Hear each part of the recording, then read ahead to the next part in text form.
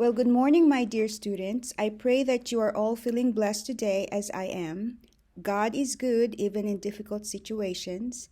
If you are just like me, who's overwhelmed many times every day, I always have to remind myself the same way I want to remind you that those are the sweetest moments when you and I need to be totally dependent on the Lord, especially through those difficult circumstances.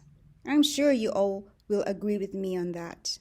By the way, starting this week, you will be hearing from me at the beginning of each class period to give you the following: your classwork, your homework if there is any, the standards and procedures I have established and trained you since the beginning of the school year that you must observe during class for the very reason of keeping you accountable with your behavior. I'm not really worried about my first period, my homeroom class, because from what I hear from Mrs. B, you have been great. I love to hear that from her. I know I can count on you whether I am with you in school or not because you're an awesome class. So please keep it up. Now that I'm done with my introduction, let me move on by detailing with you the task for today. This is your classwork for today, the Economic Entrepreneurship Worksheet. I know you have this paper that Mrs. B gave you earlier, but please make sure that you also have the sample page to guide you how to complete it. So go ahead and get this copy on hand if you don't have it yet, so I can go over this with the class. So if you may pause this presentation to give you time to get it. Now that you have the copy with you, please follow along with me to enable you to complete this activity. So when I created this business, I thought of something that has to do with dogs. Well, many of you know that I'm a dog lover. So I thought of a dog daycare and made sure that when I describe it, it is a service type of business for dogs and their owners.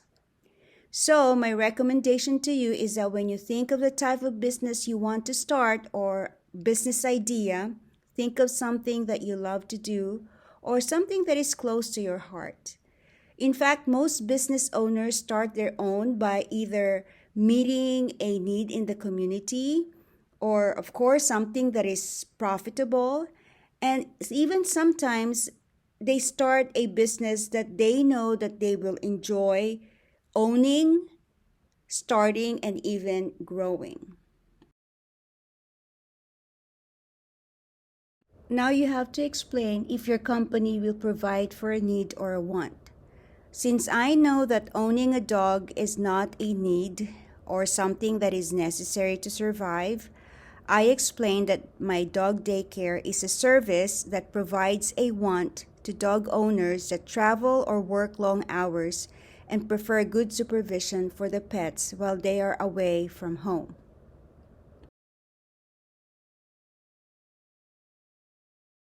So the next thing to do is to list the natural resources under land that I need to start my dog daycare. So first I thought of trees that I need for lumber so that I can construct my daycare building, and also another natural resources would be metals, specifically for metal wires to create and build kennels for my dogs. So I recommend that when you fill this box, remember that land is anything that has to do with nature, such as water, minerals, gold, silver, magnesium, mercury. All those are in nature and are considered natural resources that can be used for whatever type of business you are going to start. Even plants or other things that you can think of that is necessary for you to build your business idea.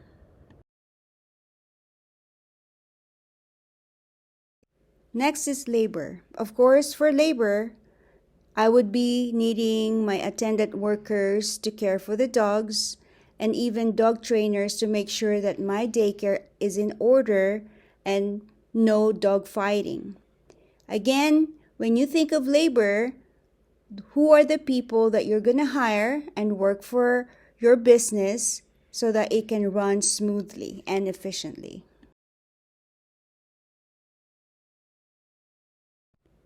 Under this section, capital, what I need for my dog daycare would be a building and, as I've mentioned before, dog kennels. This is the section for any equipment or physical materials you need for your business. So when filling this section, think of materials that you need to enable you as owner to provide the best possible service to your customers. For example, if you're thinking of a restaurant as your business, what would you need? You would need cash register, stove, freezer, tables and chairs, decorations, and so forth and so on. For the last part of this activity, I need to designate one potential scarcity or issue for my dog daycare. Then I should explain how I can avoid it. Well, I thought of the forest fires in California, and I have to consider that these natural or man-made occurrences may possibly affect the availability of lumber or the lack of it. So taking that into consideration, it may affect the construction of my daycare and even some of the wood materials I need for the overall operation of my business. And so in order for me to avoid this from happening, I must plan my building construction and also the types of material supplies I need to run my business in such a way that I should minimally use wood as much as I can. So hopefully this presentation helps you in making sure that you can complete this worksheet easily. But when you are done, log on to Canvas, open the submission page, and then turn it right away.